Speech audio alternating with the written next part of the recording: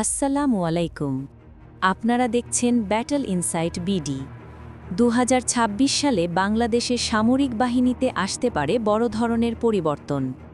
নতুন যুদ্ধবিমান, drone, air defence, এমনকি পশ্চিমা ও পূর্বা দুই দিক থেকেই আসছে অস্ত্র কেনার প্রস্তাব। আজকের ভিডিওতে জানব ২০২৬ সালে বাংলাদেশ কি সামরিক অস্ত্র পেতে পারে এবং কতটা শক্তিশালী হবে বাংলাদেশ। ভিডিওটি শেষ পর্যন্ত দেখুন, কারণ শেষ অংশে বলবো কোন অস্ত্রটি বাংলাদেশের জন্য সবচেয়ে গুরুত্বপূর্ণ। ১. নতুন ফাইটার জেট, সবচেয়ে বড় আপগ্রেড। ২০২৬ সালে বাংলাদেশের জন্য সবচেয়ে বড় খবর নতুন multi role fighter jet JF-17 thunder কেনার বিষয়ে ২০২৬ সালের জানুয়ারিতে আলোচনা হয়েছে। ২০ থেকে ৩২টি যুদ্ধবিমান নেওয়ার পরিকল্পনা রয়েছে। পুরনো F-7 এবং MiG-29 রিপ্লেস করার জন্য এই প্রকল্প। Army recognition. এছাড়া রয়েছে ইউরোফাইটার টাইফুন কেনার জন্য ইতালির সাথে লেটার অফ ইন্টেন্ট সাইন করা হয়েছে। এটি হলে বাংলাদেশের প্রথম পশ্চিমা 4.5 জেন ফাইটার হবে। অর্থাৎ ২০২৬-২৭ সময়ে বাংলাদেশ পেতে পারে JF-17 ব্লক 3 অথবা ইউরোফাইটার টাইফুন অথবা J-10C।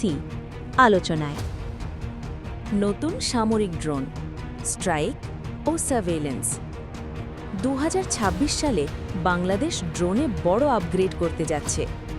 চীনের সাথে UAV ফ্যাক্টরি তৈরির চুক্তি। বাংলাদেশেই ড্রোন তৈরি ও মেইনটেনেন্স হবে। মেল ও VTOL ড্রোন তৈরি পরিকল্পনা।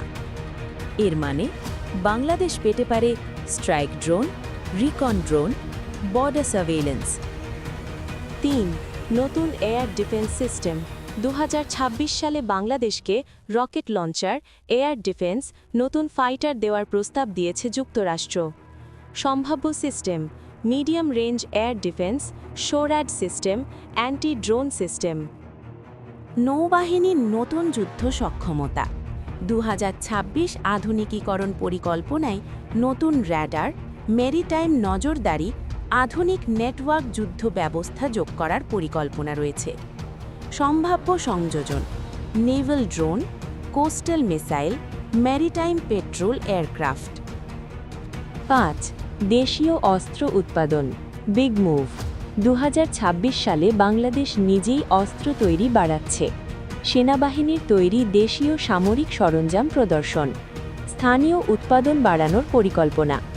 সম্ভাব্য: ড্রোন, সাঁজোয়া যান, স্মার্ট অস্ত্র, রকেট সিস্টেম। ২০২৬ সালে বাংলাদেশ যে অস্ত্রগুলো পেতে পারে: fighter jet, strike drone, air defence system, naval radar ও missile, indigenous smart weapon, surveillance system, anti drone system. কোনটা সবচেয়ে গুরুত্বপূর্ণ? সবচেয়ে বড় পরিবর্তন আনবে নতুন ফাইটার জেট, আধুনিক এয়ার ডিফেন্স, স্ট্রাইক ড্রোন। এই তিনটি যুক্ত হলে বাংলাদেশের সামরিক শক্তি কয়েক গুণ বাড়বে। ২০২৬ সালে বাংলাদেশের সামরিক শক্তি কি বদলে যাবে? আপনার মতামত কমেন্টে জানান। ভিডিও ভালো লাগলে লাইক দিন, শেয়ার করুন। ব্যাটল ইনসাইট বিডি সাবস্ক্রাইব করুন। ধন্যবাদ সবাইকে।